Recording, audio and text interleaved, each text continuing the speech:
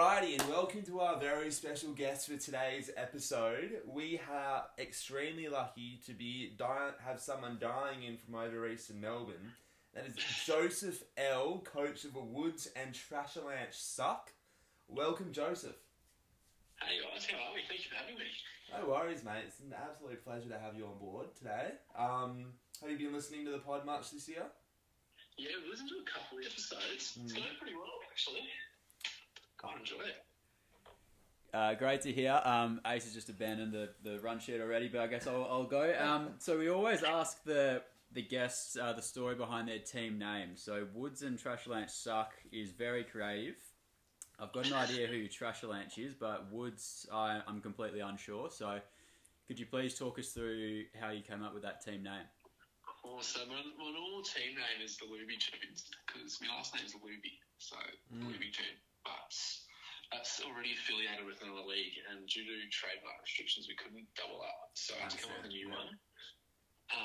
So Woods, so Ryan Waters, his team name in the other league is Easton's Wood, and Trasholanche comes from Asherlance, and this team's trash, so hence why they got Trasholanche. Yeah, very creative. Yeah, nice one. Alright, so why have you elected to join the Asho and Friends Keepers League? I know that you're a stalwart of keepers previously. You've probably got the most experience out of anyone in the league. So what's made you come on board into the Asho and Friends League? Well, Asho was pretty keen. He said, all you boys, he says all your mates and all that sort of stuff are pretty keen to have a league, and he needed a couple extra numbers. So I was pretty excited to jump in. So that's pretty much it. Very grateful. How have you gone in your other keepers leagues? What's the longest streak that you have going at the moment? I've got 4 wins on the trot on the other one. So we're pushing finals. I lost my first 4 and then I've won the next 4. So it's a bit up and down at the moment. Sounds very similar to this league as well. I actually just had a quick peek at the ladder, and I noticed that you're actually last in total points, which is interesting because you've managed to scrape 4 wins and 4 losses. So would you consider yourself a little bit lucky to go 4-4 so far, considering you're last in points? No, I don't think so. I think it's all about coaching. Just got to play some scrappy D. Do you guys watch the St Kilda North game? That's what the tunes I couldn't get through it, mate. Oh, sorry, you got me? I personally couldn't get through the St Kilda North game. No, we left at half time as well. So your other keepers league, how long have you been in those for? Like, how long have you had the one team in your other leagues? I think we're close to 6 or 7 years now, I reckon. Yeah, wow. So that's going on quite a while. I remember drafting in year 11 or 12, so which is many years ago now. So obviously a veteran of keeper leagues, what advice would you give to a young player going into or a young coach rather going into a draft who's ideally going to set up their team for the next 7 years, like you hopefully have in your other league? What advice would you give to a young coach just starting out? Biggest one I'd give is make sure you have a strategy. So the first couple of rounds will be tricky to have a strategy because you can just pick good players to it. But once you get to about the 4th or 5th round, you want to start honing in on which players you want. So if you want to start picking the younger ones or more experienced players and go for the flag. So that's what I was trying to do this year, but it looks like the boys have just turned absolute shit. So it doesn't really matter. I could see Nick very diligently writing that answer down just so he knows for future strategy going forward. Sorry, go on, Nicholas. No, so I was going sorry to cut you off, but I was actually writing down Bailey Williams just so I made sure I didn't forget to ask it next, because I'm looking at your team and I can see Bailey as your number 1 ruck, and he's been a common talking point in this podcast for a number of weeks. So I want you to talk us through that selection and where you see Bailey's future in the game and in your team. Well, he's only in the team because of Nate Curvis. So Nate Curvis went down. What round did he go down? Nate Curvis. Yeah, so he was my backup to Nate Curvis. The only reason I had Bailey Williams, I don't think he's particularly good, but he had a couple of games at the end of last year where he got quite a bit of footy. He had 25 in round 23 against Geelong. So any ruckman who can have 25 touches as a 22-year-old, it's probably worth a spot. not saying he's going to be a star, but that's the only reason I picked him up. Yeah, fair. No, I think he will be a star. I think he's got a very bright future in the Woods and Trasholanche suck team. One question that I did want to ask you was, sorry to keep going back to your other leagues team, but is there one player from that team who you drafted out as a bit of a young star, a bit of a risk, and he's just grown exponentially and now is a stalwart of your team? I drafted Tuke Miller. Wow. And pretty early on in our draft, so yeah, because I'm a Suns fan as well, so I've liked him since he debuted. And yeah, I drafted him in the original draft quite early on, so that's probably the best one I've got. Yeah, wow, that is amazing. That's a great pick. Great foresight. On the flip side of that, and we can talk more about the Asher and Friends League now, what player has let you down most this season? I've got a few. I had a look through the team. The big three that are really annoying me are Jackson McRae. I took him really early because I thought he'd get back to his best, and he's averaging 90. Lockie Neal is another one. I was hoping for at least 100, 105, and he's got it 90. And the other one's Bailey Dale. I took him quite early. Yeah, wow. And his average has dropped 20 this year. So just leave those three to switch on. We'll be all right. Yeah, beautiful. And just in regards to the other sides in the league, what team do you think, or what number of teams do you think will be competing for the flag this year? Most likely won't be you, coming last in total points. So who do you see as one of the biggest threats this season? It's going to be pretty obvious, but I think Lanch's Hull Destroyer is probably the number one team to beat at the moment. But it's just obvious because he's got the most points. Mm-hmm.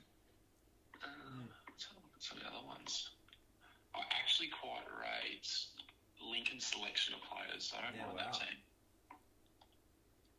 I think, he's got very good backline, good midfield. I think he can surprise a few bit later on in the season. Yeah, inaugural guest of the show, Lincoln Selection of Players, so he's a friend over here. I am interested, mate. You are a Keepers League stalwart, but do you venture into the Classic Leagues at all? I have this year, kind of. I keep forgetting to do my trades until it's Saturday afternoon, so it's making it quite tricky. But I'm in a cash league, so I have to switch on a little bit and try to figure it out. But the team has not started too well. Well, have you made your trades for this week? Is there anything you can share with the Keeping It Real audience? I haven't had a look, to be honest with you. Oh my god, so I'm in a team now. Not very good. I think I'll get Blake Drury in from North Melbourne. He was pretty good on the weekend. So he's only 220k, so that'll be a good downgrade option. And then try upgrade someone. Try get a Zach Butters type, I think. Oh, yeah. He needs to come in. Back in the midfield. Yeah, beautiful. Joey, we really appreciate your insights. Obviously, took you a couple of weeks to get on the show, but marvellous guest, great insights. We really appreciate it. But just before we wrap up, just wanted to confirm if you are going to be making the payment for the Keepers League, because I remember sending in the message to the group chat some weeks ago or months ago and haven't received anything yet, I don't believe. So what's your comment on that? Yes, I will be paying the winner, absolutely. But will you be paying the commissioner before the winner is announced, or will you be waiting until the end of the season? Oh, I can do it now if you guys really want. Beautiful. Beautiful. And just while we have you, Joey, I can hear in the background another Asher and Friends Keepers League coach murmuring away. And I believe, Nalvinator, are we also chasing payment from him? I believe so, yes. In fact, I know for 100% fact that yes, I am. So if Coach Ashton of Trasholanche is in the background there, you owe us money, mate. So jump on it. He's not in the background, but I will pass it on to him and let him know. Yeah, please do. I thought I could hear him giggling. Yeah, I thought there could be someone giggling in the background. Anyway, Joey, you've been an absolutely sensational guest. Really appreciate you giving up a bit of your time on a Monday night to come on board. Thanks, Joe. All good, guys. Thanks for having me. Thank you. Cheers, mate. See you later. Wow, what a guess. It was a good guess. Yeah. Now, I think we just keep recording because it makes my life easier editing it later, unless you want to stop it. Well, look, it's up to the fans. I'm really interested to see what the feedback was from having an interview at the start of the potty last week. If Nalvinator doesn't want to do a bit of work and not edit, well, I'd prefer not to edit. Is all I'm saying. Yeah, no, we don't, because we don't usually edit anyway. So, So what were your main takeaways from that chat? I took a few notes down. Well, I could see diligently taking notes down. He knows what he's talking about. He has a strategy behind him, and I felt very comfortable when he was talking about his Keepers League. It felt like he knew what he was going on about, and it was interesting though to hear that he doesn't take Classic too seriously. Yeah, and like forgets to do his trades and things like that. Yeah. Whereas Classic for probably yourself and me, bread and butter. Mm-hmm. Yeah. Now, what were your takeaways? Well, the main thing I scribbled down some notes. Obviously, I wanted to make sure I asked about Bailey Williams, which I did. But the other thing was the name Curvis joke he made around the pronunciation of his name. I just noticed no reaction, which to me says he must have missed that episode and potentially isn't a frequent listener or watcher of the podcast, which is a little bit disappointing, but it's tough to watch every episode every week, so you can understand it. Well, I did think I heard a giggle in the background from Coach Ashton of Trasholanche, so I think he caught on to that. But you did make mention of me not following the run sheet at the start. I was hoping for a little bit more chit-chat before we jumped into the questions. Thought you might want to chime in with a bit of how you're going. But no, we can jump straight into the questions next time. Oh, I thought you went with a question that was meant for me, but it doesn't matter. Yeah, fair enough. Chit-chat at the start's always good. But just straighten us up a little bit. Coming towards the halfway point of the season. Yeah. Buys are just around the corner. We've got to think about those. Yes. I'll be honest, I haven't thought 1 millisecond about the buys I and just what my said that. strategy will be going into. I said that in regards to keeper. I don't even know if we're on in buys. I need to check.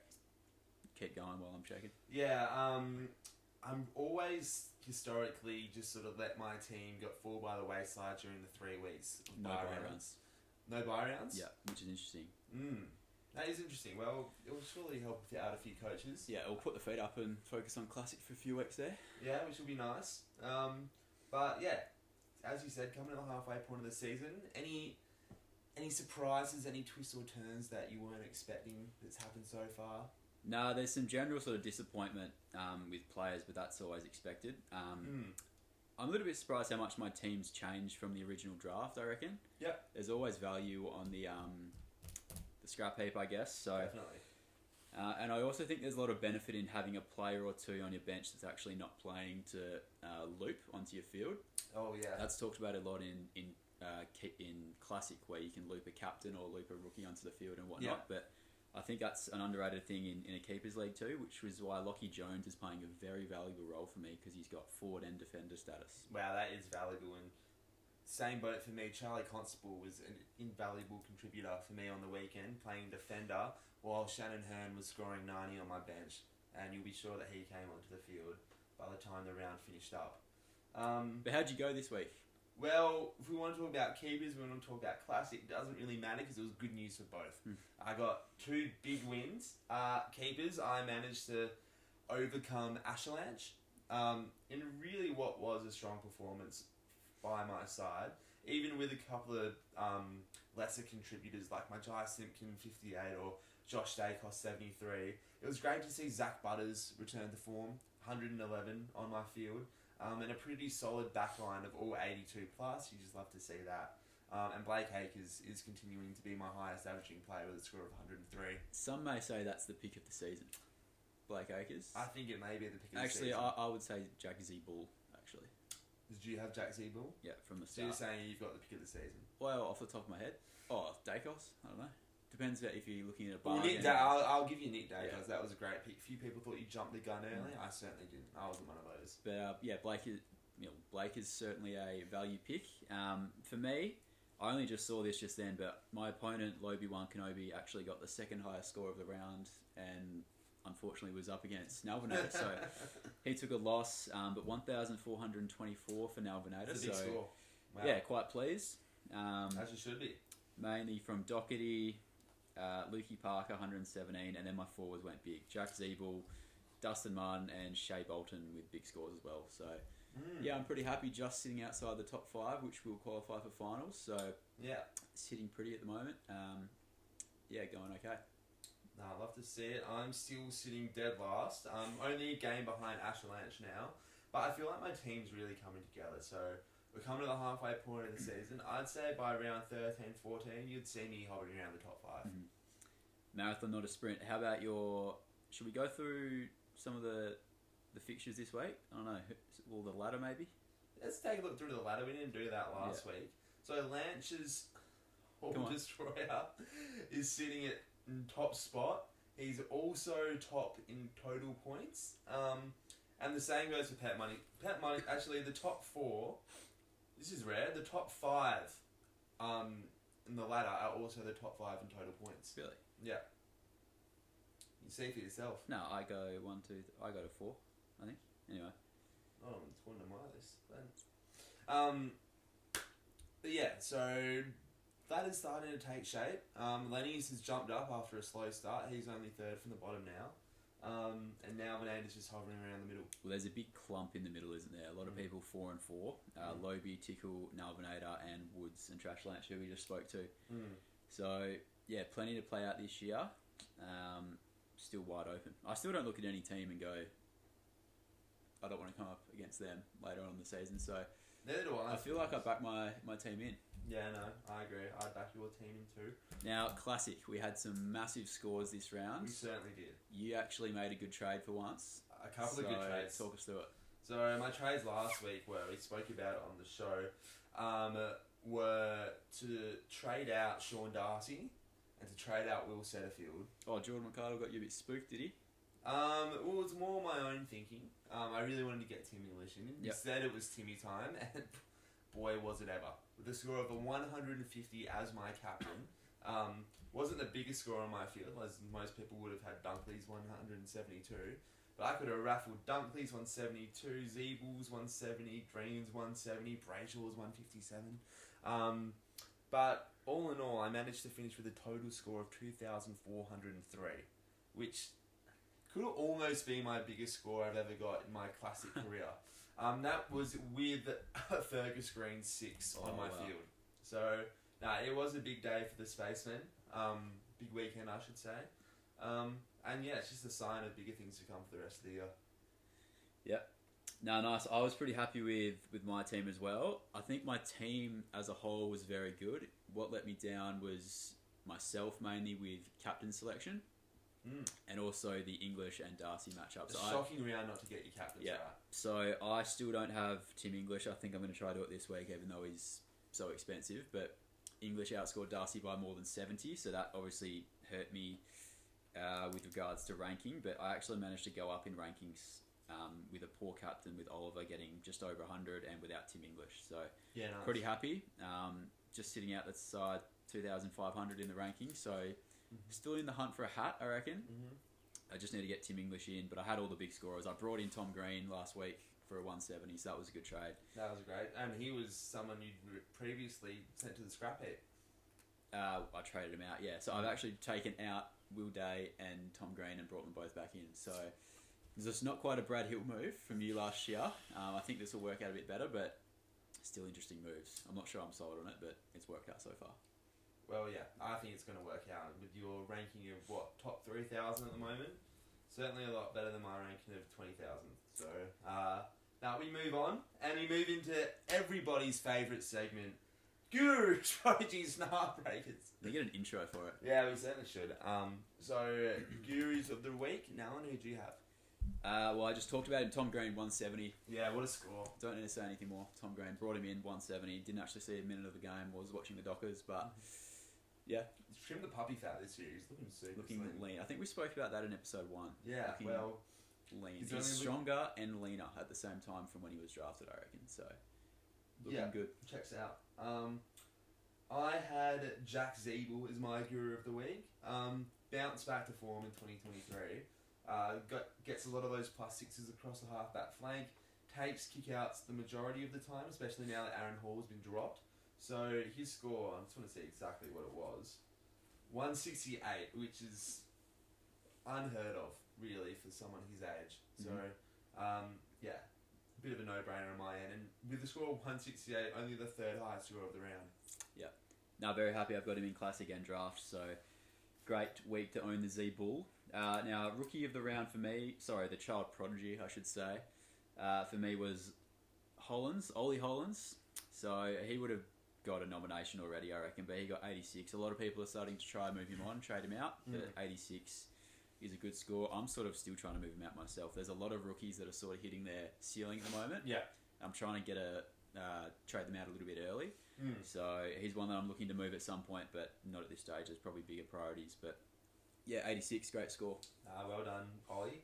My child prodigy is a kid by the name of Dylan Williams from Port Adelaide. Have you seen much of him play? No, I actually haven't seen too much of him play, but he put in a really solid score of 92 on the weekend in the nail-biting Sunday afternoon game at Adelaide Oval against the Dons. I was just looking at his AFL table. Shout out to whoever runs that. They were discussing this on Hubble Gets today, actually. They were, really? I haven't listened to it yet today. But he made his debut in 2021, played one game, didn't play a game at all in 2022. So that wasn't due to injury. I just did a little bit of a deep dive on him. Now, I promise I didn't look at the height. Right. Would you be impressed if I got Dylan Williams' height correct? Do you know what he looks like? Yeah, he's got like normal colour hair. Like, what's normal colour hair? Like, it's not like brown, but it's like, I don't know. What's normal coloured hair? It's like not brown, but it's not blonde. It's like, so not normal coloured hair. It's a weird colour. No, but you know what I mean. I actually don't know what you mean, man. I know what he looks like, but I don't know what you. If you look up Dylan Williams' hair, he's got brown hair, mate. Like. No, I'm wrong then. Straight up, that's brown hair. I thought it was more like. We were also looking at his height. To be fair, I'm looking at two different heights. Like one is. There you go.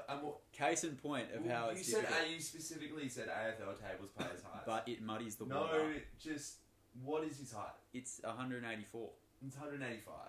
And it's 180. Pretty impressive, mate. Dylan Williams. It's not, mate. Dylan Williams. If you can't get it right, it's not impressive. It's 186 on another on Port Adelaide's player profile. Anyway, what do you like about his game?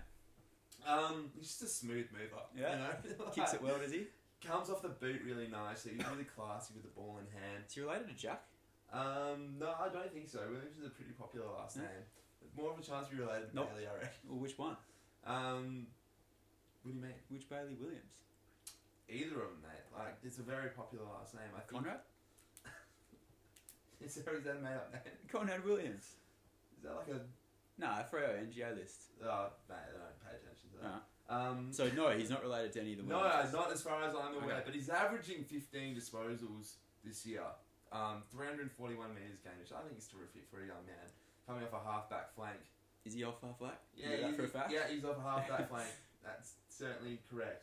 Anyway, moving into our heartbreakers, I'll kick off with mine first. We touched on him earlier, but Fergus Green. I think he got injured. I didn't watch the... No, subbed off. Just because, like, it wasn't raining, but they were just getting smashed. Yeah, he scored 6, and I could have gone to the stratosphere with my classic score if it wasn't for him. So he's been very quickly traded out of my side. We'll go into it a bit later when I'm getting in for him, but yeah, he's my heartbreak for this round. Yeah. Mine was Sean Darcy in the same game. Yeah, wow. Bit of an injury cloud, apparently. Depends how reliable you take the source, but I always was worried about that matchup because Reeves is a tap ruckman. He wins the hitouts, which is how Darcy relies on his points, especially with the injury cloud. But what did he get? 70 something, I don't know. But mainly because it hurts because English got 150, so he was nowhere near that score, which hurts my rankings big time. I want to trade him out, but he's got Sydney this week with Laddams under an injury cloud as well. So that, again, is going to make things tough to justify the trade, but I think I just need to do it. Yeah, and special mention to Atkins as well, because he went well, but he broke my heart in a different way because I didn't have him. Yeah, fair play. Surely, if you're highlights hunting, you have Tim English. Yeah, but the other thing I'm scared of, if I get him and he rolls an ankle in the first quarter and then gets a 4. I thought the same. See, if that happens, I'm winning a Hilux. If Tim English goes down next week on 2, I'm literally going to win a Hilux. So that's the other thing I'm worried about. He'll kill pin and net around the ground. Oh, yeah. No, that's facts. Anyway, that wraps up that segment. Now we want to go into a new segment here because we just touched on it moments ago. But your special skill is just not your special skill. Can I say one thing? When I got who was Dylan Williams? I was within 1 centimetre, so that was correct. And also, No, your special skill is not a range. Your special skill has to be exactly the height. not if I specify that my skill is within 1 centimetre. But that's not a skill. Okay, well, the commenter last week, I forgot your name. We've got a lot of fans. I forgot. But he or she said in the comments that it was very impressive that I'm even getting within 1 or 2 centimetres, because there's a lot of AFL players. And But when you dedicate so much of your time to AFL tables and you say that you know everyone's height, I expect you to get their heights right. Not within I one know within 1 centimetre. centimetre. Not within one. It's not a I think it's not a special. I think it's rubbish. I think it's. I tell you what a special skill is. All Australian teams post 2005. Ask me any question about anything relating to the Post 2005. Post 2005. What? So 2004, you just didn't bother to check that team, did you? Well, no, I wasn't paying much attention to football in 2004. You ever heard of Wikipedia, mate? You can No, go back man, and I retain my knowledge. So 2005, I remember like it was yesterday. So that's from primary research when I was growing up.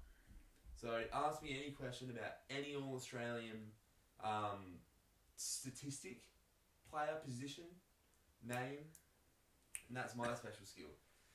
How many key forwards are in the 20? Who are the key forwards in the 2020 All Australian team? 2020 All Australian. Yeah. Team.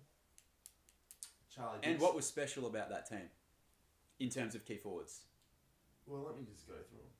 So we would have had Charlie Dixon at centre half forward. Correct. I don't know. Now. Special skill. Special skill. I think mine's better than yours. I'm just picturing. So we had Charlie Dixon. I'm not going to say anything until you. I know. By the way, another thing in the comments. Last week on Matt Taberner's height, you coerced me into the wrong answer. I did coerce you. I saw the vision. I didn't realise at the time, but I watched the vision. I was like, you coerced me into the wrong. Hey mate, it's not my fault that you easily manipulated. Anyway. Alright, we got Charlie Dixon at centre half forward. Do we though? But okay. Keep going. And we had Darcy Moore at centre half back. I'm all over the back line. I didn't ask you for the Yeah, I know. centre half back. Liam Ryan's in the forward pocket. Oh, is Tom Papley in that team? You know, 2020, it was a year plagued by COVID, so there's a lot of one-time. It's probably the most one-timers in an All-Australian team.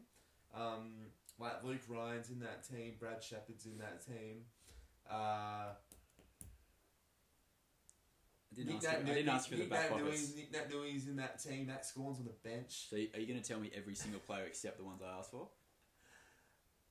No. So you don't know the answer? No. It's Charlie. How long did I take to just give a height? It's Not 15 Charlie minutes. Dixon, Tom Hawkins, Charlie Cameron, and there's only two key forwards. There's only 2 key forwards, correct? Yeah. But they're not all, like Charlie Cameron's not in it. But no, correct. There's only 2 key forwards. And I got them both right? Yeah. Bang. And on the bench, there was Max Gawn. So they usually play... Well, no, that is not true. They don't usually... They almost always will have the second ruck on the bench. No, do you want to hear me out? Go on. I was going to say they always play, usually, 2 rucks and 3 key forwards. And the reason I remember this is because at the time I was a Fremantle supporter and one of the biggest Matt Taberner fans, still to this day. And he was in the squad. Yeah. And I knew at the time he had a good year, but probably not quite an All-Australian level year. Yeah. But I looked at the squad and went, every single year they pick 3 key forwards. He has to get in. Yeah. And he did. Yeah, that's Fair enough. Fair enough. That's why I remember that. So Anyway, I got my key. Got the question right, essentially. after about 15 minutes. Yeah, no, but I got the question right. So if you've got any other questions you want to throw at me, please do. While you're at it, I might just throw another player's height at you while you're trying to stump me. Who was the... hang on.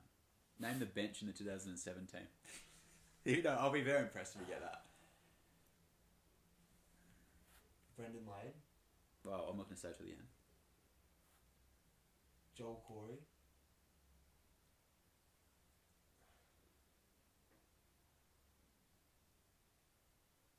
Three key forwards. Pavlich. No, that wasn't a clue. No, I know. 2007. Joel Corey, Brendan Lade. The Kitty Cats were good that year. How do they justify the positions? Because I know Egan's in that team, which is so bizarre because he's the one who did his foot injury and then sued the club. yeah, and didn't win a flag. And he's always a weird one because who is that? And he just had a breakout year in 2007, then busted his foot up. Joel Corey, Brendan Lade. Was Kerr on the bench? If you're watching this at home, maybe go make a cup of tea and then come back and you'll still Alright, thinking, I'm going to lock in Joel Corey, Brendan Lade. You've said them 4 times. Daniel Kerr. No, not Daniel Kerr. Joel Corey, Brendan Lade. I think it's fair to say you don't know it after all this time. No, it was James McDonald. Mate, come on. How long do I take to guess a height? This long, mate. No, Trust I me. don't. Matt Tabner last week. Joel Corey, Brendan Lade, James McDonald, and... James McDonald.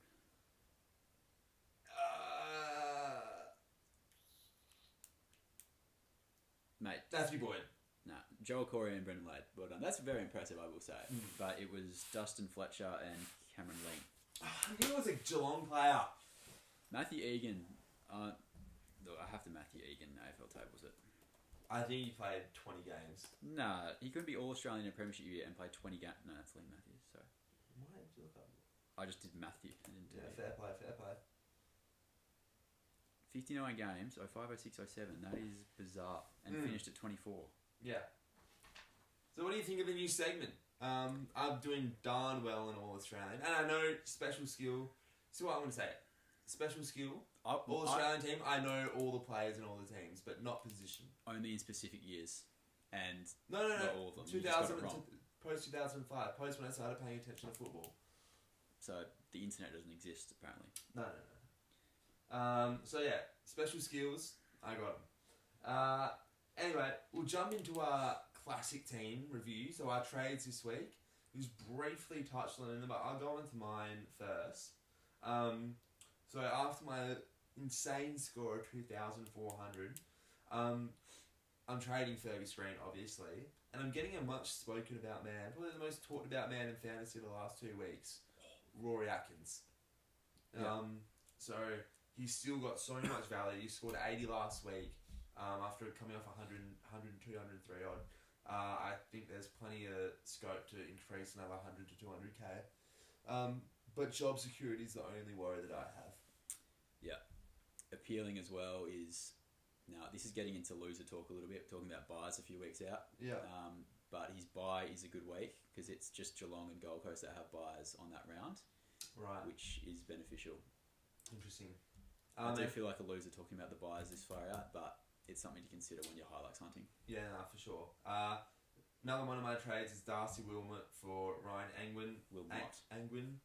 Wilmot, whatever. And that's just sort of a placeholder trade at the Angwin moment. out? What do you mean? Oh, Angwin in. Sorry, my bad. I was watching, not listening. No, that's fine. So yeah, that's a placeholder trade at the moment. He rolled his ankle, by the way, Angwin. Is he out? Don't think so. I reckon he should be okay. So yeah, I'll keep you updated. I'll keep you posted next week to see how that one goes. So now, Nada, tell us your trades. Yeah, I don't want to. Not that I don't want to reveal my trades. I have nothing to hide, but I just don't want to give the public trades that I'm not actually going to make in the end because I honestly don't know. Which tells me your placeholder trades at the moment. So I've got Sean Darcy to Tim English with Setterfield to Rory Atkins, but it leaves me with too much money. So you're trading out the 2 people that I traded out last week.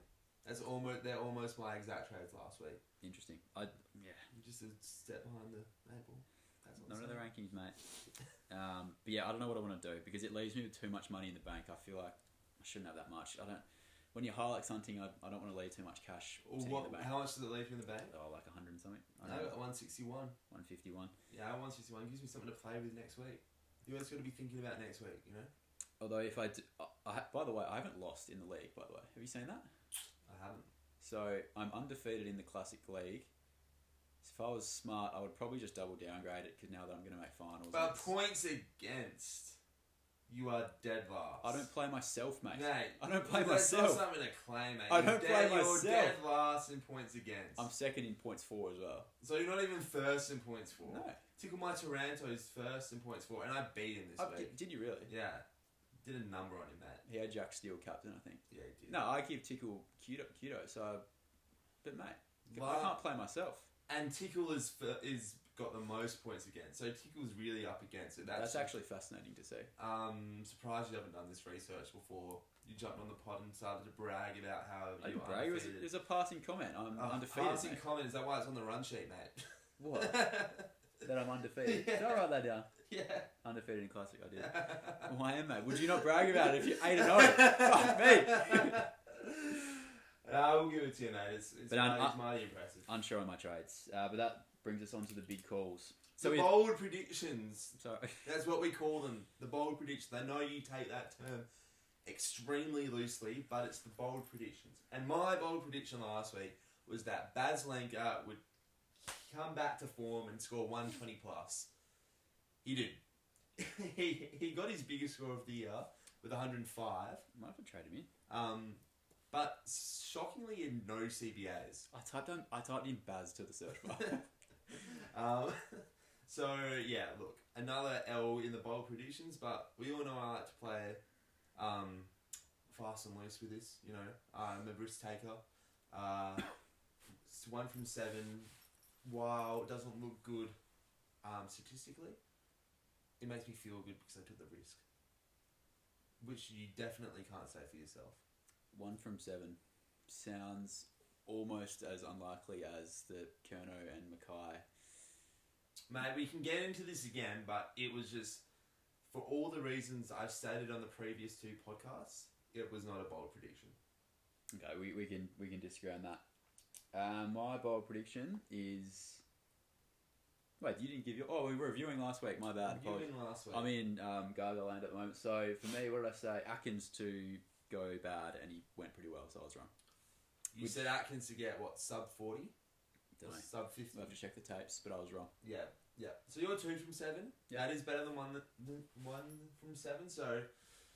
Yeah, hard to argue with that, but our bold predictions for this round. Now, I reckon this is one of my best predictions that I've made this year, and it's one of my boldest. Tell me why. So my prediction is that Noah Anderson will be the most expensive fantasy player by the end of the round. Now, he's playing West Coast this week on a Friday night, so I'm expecting him to go massive. His last, 6 games have been pretty spectacular. 159, 107, 102, 134, 132. And he's currently sitting at 950k? 951k.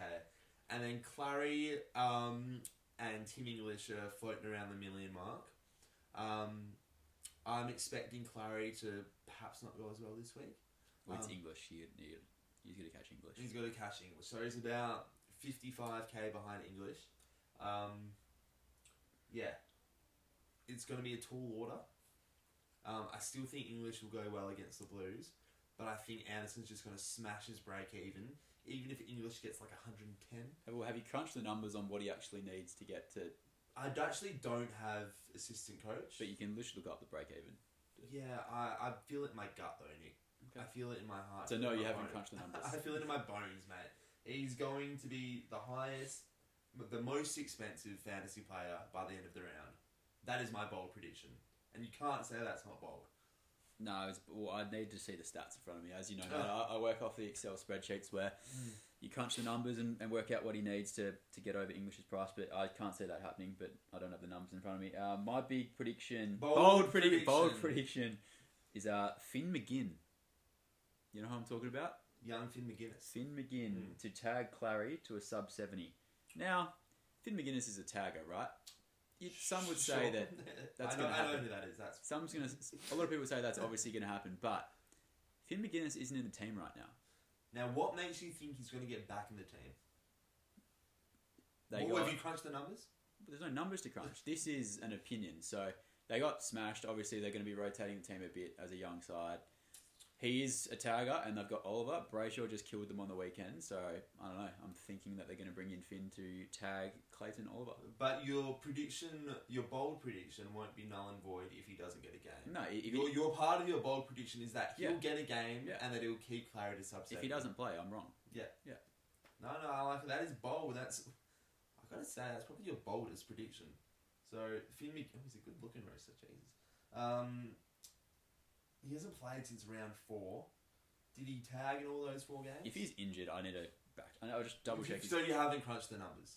Well, if you got the Excel spreadsheet, what numbers are there to crunch, mate?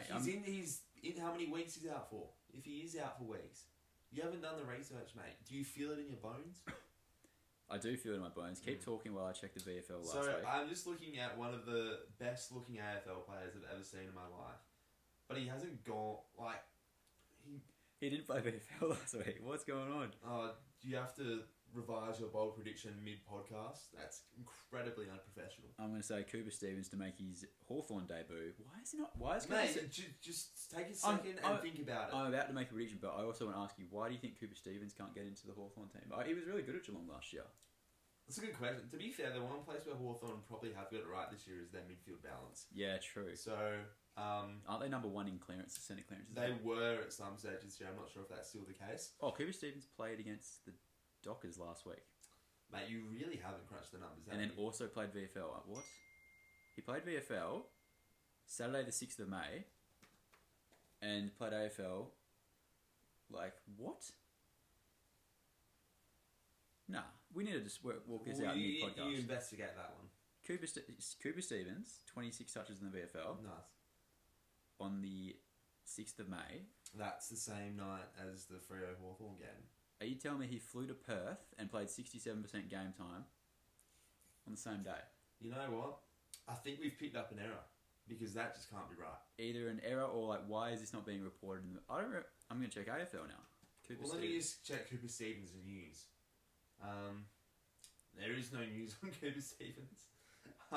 Google's like, who the I just can't see how that's correct. No, he's not listed on the AFL app. Dream Team's Wigan. Dream Team's Wigan. Yeah. I thought we were onto something there. Yeah, no. It was good investigative journalism by the Keeping It Real boys. But he played VFL, so he's going to play AFL. Who comes out? Mackenzie was VFL too. I reckon someone's... Look, I don't have to say who comes out. I'm saying Cooper Stevens is going to come in and he's going to get 20 touches. Okay. Alrighty. That's my bold prediction. That's your bold prediction, and that also brings us to the end of the podcast. Now, unless you want to test your skill a bit more. Look, the fans seen enough. Alright, you give me one. Give me one question. How about we go 1v1? I don't know how we can compare it though. Alright. I'm going to give you Darcy Byrne-Jones' height, according to AFL. Oh, that's easy. That's 185. 185? Yeah. 181. Yeah. That's nowhere near. That's my worst one I've ever done. Yeah. All Australian team, give me a question. Quick. One question. How do you even think of it? Just a player. What position was this player? Name the back line from this whatever. Yeah. Now look, no, that's fair enough. If you specify the years, I think this is stupid. Saying those years. What year? Just post 2005. But you're going to tell me what years Matthew Pavlich was All Australian. Oh fuck! But this isn't all that. No, well, that's not post 2005. And it's a stupid skill. No, it's not. I'm post 2000. That's like saying I know all the heights from the Port Adelaide team, not the whole AFL. You can literally just tell me, ask any other question. Post 2005 All Australian team. Well, why don't you just tell me the years he was not all then after 2005 then? Because that's not a fun question. That's not. I'm not giving you the whole answer then. You're making me you ask you a question you want me to ask any you. other question about the All Australian team. What years was Matthew Pavlich All Australian after 2005? Oh, that's not a. Alright. That's a shocking question. That's like saying, don't give me Darcy Byrne-Jones. No, because I'm still asking him his height. It's just, you've got so many opportunities to ask a good question at the I reckon that's a really good question. That's very interesting. Right, well, for what it's worth, he was full back in 2002. Didn't ask you that. Yeah, well, for what it's worth, he was All Australian in 2004, 5, 6. I thought you don't do 2004. Yeah, well, I might as well do his whole bloody career. He was a 6-time All Australian. 2002. Just lost the Coleman in 2012. He must have made it that year. No, he didn't make it that year. 7, 2, 4, 5, 6, 7, 8. That was the biggest robbery of all time, not making it. Just relax, mate. That's not the question. And Nick Nat did, didn't he? 4, 5, 6, 7, 8. I thought you didn't do 2004. 5, 6, 7, 8. Didn't make it in 4. 2, 3, 5, 6, 7, 8. That's crazy. Yeah, how good I was. And should have made it in 2012. No, you got it wrong. You said 4. Well, no, it was. You tried to branch outside your skills. My special skills post 2005, and I got all those ones. No, right. you went for glory. And you got it wrong. I got what the question. Ask me no one. Do you want to name the entire 2012 All Australian team? So I'd do it. Well, that's obviously something you've Googled when you knew we were going to be talking about this No, on the podcast. it's not at all. You brought up the 2012. No, so you reckon you can do it? You brought No, up the I'll give you 2011 whole team then. Oh, bloody hell. Alright, do you want me to do it? Yeah. Alright, from the back line. Okay. And the squad. No, not the squad. So in the ruck would have been Dean Cox. Go from the back line, mate. Well, I'm just trying to get my memory sorted here, champion. This is going to take too long. Full back was Darren Glass and half back was Ben Reid. Half back flank was Bob Murphy. Grant Birchall, other half back flank. Nah, wrong. Fuck! Oh yeah, that was lucky because I didn't want to sit through that whole thing. Yeah, Scarlett Enright. Leon Davis. You had to get Leon Davis. Even not the only. Yeah. Oh, bloody hell. But no, All Australian team, my special skill post 2005. As evidence there, I gave you Darcy Burn-Jones. That brings us to the end of the podcast. Please, as always, like, subscribe, leave a comment below. Tell us whose special skill is more impressive. Yeah, please do. And what else you'd like to see on the podcast? We're always open to suggestions and ideas. Cheers, we'll see you next week.